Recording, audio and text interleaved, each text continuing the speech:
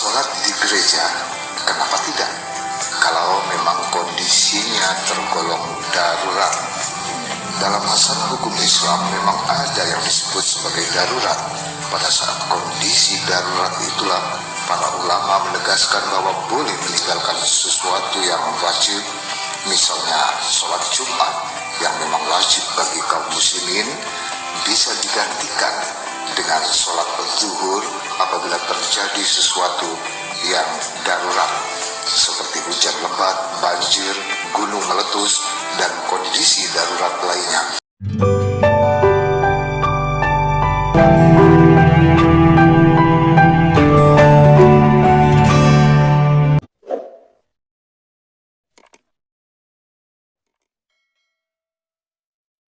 Salam teman-teman sekalian, berjumpa kembali dengan saya Arif Gule di channel TV Laskar Kristus ini. Ini channel kita bersama. Jangan lupa dukung dengan cara subscribe, like, dan komen, serta share video-video daripada channel ini. Terima kasih teman-teman. Dan kali ini kita akan membahas tentang sebuah cuplikan video yang menurut saya ini sesuatu hal yang luar biasa terjadinya toleransi gitu ya, dimana gereja bisa digunakan oleh umat Islam untuk melaksanakan ibadah Jumatan ataupun sholat di halaman gereja atau di teras gereja. Nah teman-teman sekalian, tentu saja kalau ini dilihat oleh ustadz-ustadz yang otaknya membenci kebersamaan, tidak suka toleransi, maka mereka pasti marah teman-teman sekalian. Karena selama ini mereka selalu ajarkan bahwasanya haram hukumnya masuk ke gereja.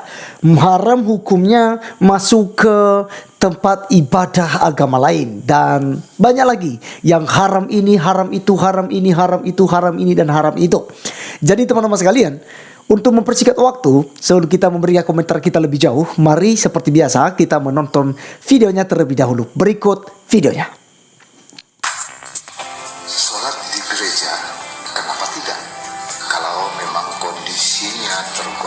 Darurat. Dalam masalah hukum Islam memang ada yang disebut sebagai darurat. Pada saat kondisi darurat itulah para ulama menegaskan bahwa boleh meninggalkan sesuatu yang wajib, misalnya sholat Jumat yang memang wajib bagi kaum muslimin, bisa digantikan dengan sholat zuhur apabila terjadi sesuatu yang darurat seperti hujan lebat, banjir, gunung meletus, dan kondisi darurat lainnya. Maka sholat Jumat bisa diganti dengan sholat zuhur di rumah atau di tempat lain. Begitupun manakala kita menemui seseorang atau sebagian orang sholat di gereja, kondisinya tergolong darurat, tentu bisa dimaklumi. Yang nampak dalam video ini adalah beberapa orang yang datang ke masjid untuk menunaikan sholat Jumat. Ternyata jamaah meluber sampai ke halaman, sedangkan halaman yang ada sekaligus juga merupakan halaman gereja. Maka mereka pun sholat di emperan gereja itu. Yang menarik, 3 tempat ibadah itu yang lokasinya tidak begitu jauh dari pantai Kute, Bali, yakni masjid, gereja, dan pura, praktis menggunakan halaman yang sama. Tentu saja halaman yang sama itu pun dimanfaatkan secara bersamaan sesuai dengan keperluan yang ada. Ya teman-teman sekalian, itulah videonya. Dan ini sangat mengejutkan sekali ya. Sangat memberikan edukasi kepada kita bahwa kalau seandainya umat beragama di negeri ini selalu menghargai satu dengan yang lainnya, tidak mengkafir kafirkan, tidak saling menghina, menjelekkan, maka kita akan mengalami yang namanya damai sejahtera teman-teman sekalian. Seperti yang kita lihat di video ini bahwa orang-orang muslim mereka sholat loh di depan gereja, dan itu tidak masalah buat mereka gitu. Bahkan Ya, sekalipun ya dalam video itu dijelaskan bahwasanya kalau dalam keadaan darurat, urgent gitu ya, boleh saja gitu ya. Seperti juga diajarkan oleh beberapa ustadz, kalau juga pun dalam keadaan terdesak, babi pun bisa halal gitu ya. Bisa dimakan itu babi oleh umat muslim. Kalau dalam keadaan terjepit ya, mungkin tidak ada makanan lain, tinggal daging babi yang ada. Abdul Somad bilang, ambil colek-colek ya, colek-colek di kecap lalu dimakan ya, gitu kata dia ya. Nah, teman-teman sekalian, kita melihat di sini bahwa alangkah lebih bagusnya semacam ini kalau seandainya dari pihak muslim tidak mengkafir-kafirkan, tidak mengharamkan gereja, tidak menutup tempat-tempat ibadah Kristen seperti gereja, pos PI. Jadi kita akan aman gitu ya. Di negeri ini kita akan saling berdampingan tanpa harus saling memusuhi dan mencurigai satu dengan yang lain ya. Dalam kejadian ini teman-teman sekalian, saya mau ingatkan kembali kepada kita bahwa Kristen sangatlah toleransi. Dan itu sangat fitnah. Seperti yang dituduhkan oleh Ustadz Agustan, Ustadz Abdul Somad, Ustadz Ahmad Kainama, dan juga ustadz-ustadz yang lain ya, yang sejenis mereka ini ya, banyak sekali ya, yang katakan bahwa Kristen itu bengis, Kristen itu mau menyerang Islam, mau menyakiti Islam. Ini hanya praduga-praduga saja. Pada kenyataannya teman-teman sekalian, kita melihat ini salah satu buktinya bahwa Kristen itu tidak radikalisme ya, tidak suka menyakiti orang lain. Karena dalam kekristenan diajarkan yang namanya kasih. Dan ini salah satu bukti bahwa ajaran kasih itu bukan omong kosong ya, seperti yang dituduhkan oleh Ustadz Agustan.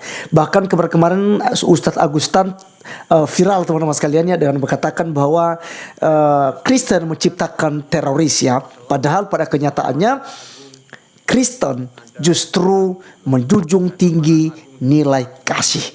Teman-teman sekalian, kenapalah demikian? Karena Yesus sendiri yang mengajarkan demikian ya.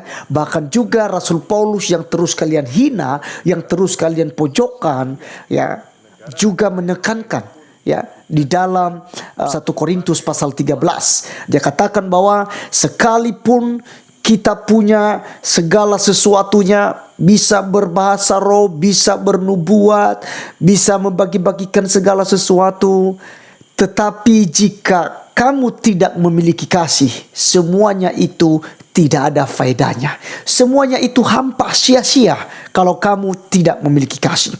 Kemudian dalam Roma pasalnya yang ke-12 ayat 19 sampai 21 juga mengajarkan kepada kita semua bahwa kita juga harus bisa mengasihi orang-orang yang menjadi musuh kita.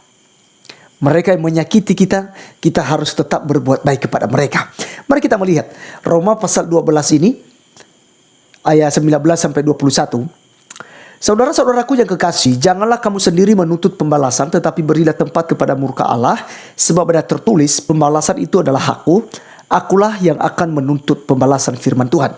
Tetapi jika seterumu lapar, berilah dia makan. Jika ia haus, berilah dia minum. Dengan berbuat demikian, kamu menumpukan bara api di atas kepalanya.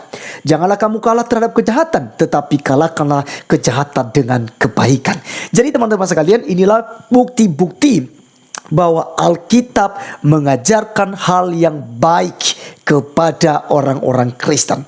Kristen tidak pernah diajarkan untuk berbuat jahat ya, untuk mengkafir-kafirkan orang yang tidak beragama Kristen atau ya memusuhi mereka, menutup tempat ibadah mereka, tidak ya. Justru sebaliknya, diajarkan untuk mengasihi. Di sini dikatakan ketika orang Kristen pun disakiti, Alkitab catat dalam Roma 12:19, janganlah kamu menuntut pembalasan, karena pembalasan itu adalah haknya Tuhan. Tetapi apa yang harus kita lakukan? Jika musuhmu lapar, berilah dia makan. Jika dia haus, berilah dia minum. Dan ayat 21 dikatakan, janganlah kamu kalah terhadap kejahatan, tetapi kalahkanlah kejahatan dengan kebaikan. Dan teman-teman sekalian, kejadian di video tadi di mana umat muslim sholat di gereja, sholat di halaman gereja, ini semua bukti nyata bahwa kekristenan tidaklah membenci manusia lain atau agama yang lain. Tidak seperti yang dituduh-tuduhkan oleh orang-orang yang suka memecah belah di luar sana. Dan teman-teman sekalian, bayangkan saja kalau seandainya orang Kristen tidak hidup dalam toleransi, sudah pasti akan terjadi masalah besar di sini. Bisa diusir, bisa berkelahi di situ ya.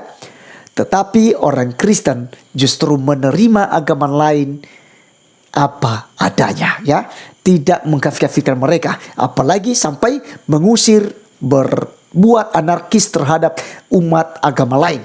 Itu tuh pasti tidak akan terjadi di dalam kekristenan. Terima kasih teman-teman sekalian sudah menonton sampai selesai, dan biarlah video kali ini boleh menjadi berkat buat kita semua. Tuhan Yesus memberkati kita. Salam.